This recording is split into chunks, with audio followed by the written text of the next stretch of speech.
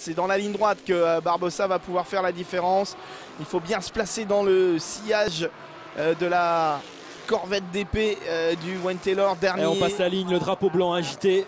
C'est le dernier tour, c'est le dernier tour pour la victoire. Tout va se jouer dans ce dernier tour. Spencer Pumpelly. Et il y a du trafic également devant, ils vont revenir sur des voitures, sur des GT.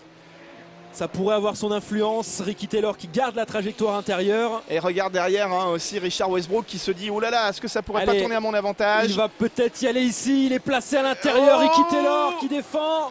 Oui. Il tape le mur. Il tape le mur. Ah ouais, là, il a joué, il a perdu. Ouais. Est-ce que Taylor ne va pas tout perdre? Est-ce que Taylor ne va pas tout perdre? On va voir. En tout cas, il perd la victoire. Là, il est en train de perdre la victoire. Wayne Taylor qui... Oh, le regard noir de Wayne Taylor. Il sent une nouvelle fois la victoire qui s'échappe. Ouais, et Richard Westbrook qui est en train de fondre. Oh, ça fume aussi. Il y a de la fumée également. Ouais. Oh, la caméra embarquée qui est... Oh, le pneu arrière gauche. Oh, c'est incroyable. Il part à la faute. Et ça permet à Richard Westbrook de passer deuxième. Quel dernier tour. Et Richard Westbrook qui du coup a également sa chance pour la victoire. Oui, carrément, parce que la voiture de Ricky Taylor a dû souffrir aussi de cet impact Richard contre Westbrook, le mur.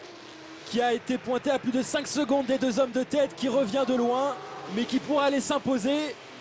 Ouais, Taylor une fois de plus qui défend sa position. Il reste quelques mètres seulement à Ricky Taylor. Ça serait un miracle d'aller chercher la victoire à l'issue de ce dernier tour mouvementé pour la famille Taylor, et il va le remporter cette victoire. Incroyable. La victoire pour Ricky Taylor, incroyable dans ce dernier tour à suspense. Par contre, il a réussi à repartir quand même.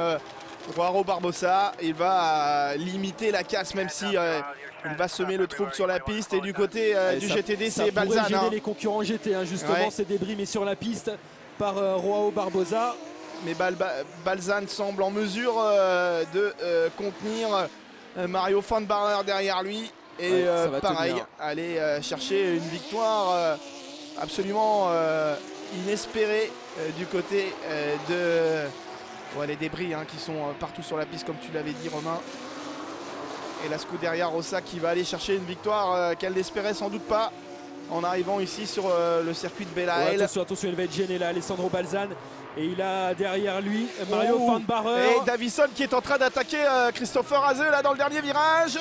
Et non, Haze qui réussit à conserver la 3e place. Wow, quelle fin absolument incroyable aussi dans la catégorie GTD. Victoire de haute lutte pour la Ferrari. La Scuderia Corsa s'impose. Il fallait avoir les nerfs. Dans ce dernier tour, aussi bien en prototype qu'en GT Daytona. Vous voyez les vainqueurs, Ricky Taylor, Alessandro Balzan.